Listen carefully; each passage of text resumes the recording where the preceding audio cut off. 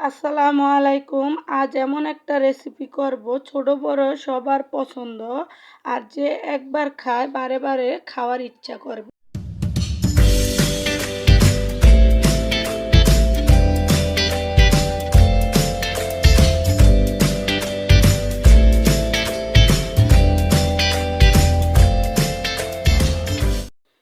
তো কথা না বাড়িয়ে চলে আসলাম চিংড়ি মাছ নিয়ে। তো চিংড়ি মাছটা আমি ভালোভাবে ধুয়ে পরিষ্কার করে নিয়ে আসছি। এখন এটাকে আস্তই আমি নিয়ে নিব। তো নিয়ে এখানে এটার সাথে আমি কিছু আলু গ্রেট করে নিচ্ছি। আলুগুলোও দিয়ে দিব।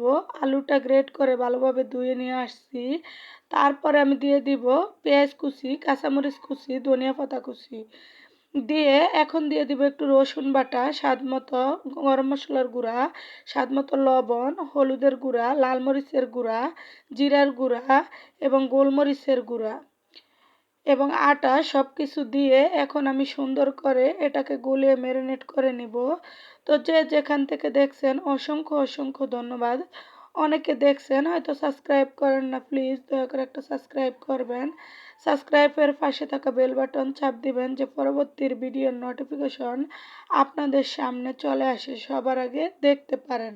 আর যে ফেসবুক পেজ থেকে দেখে থাকেন অবশ্যই লাইক ফলো করে শেয়ার করবেন। দেখলেন মেরিনেট করে আমি ডুবা তেলে মশমশা করে ভেজে নিচ্ছি। তো এই রেসিপিটা সত্যিই ছোট বড় সবাই পছন্দ করে, চিংড়ি মাছ কেনা পছন্দ করে। আর এরকম করে বানাইলে তো কথাই নেই। আল্লাহ হাফেজ।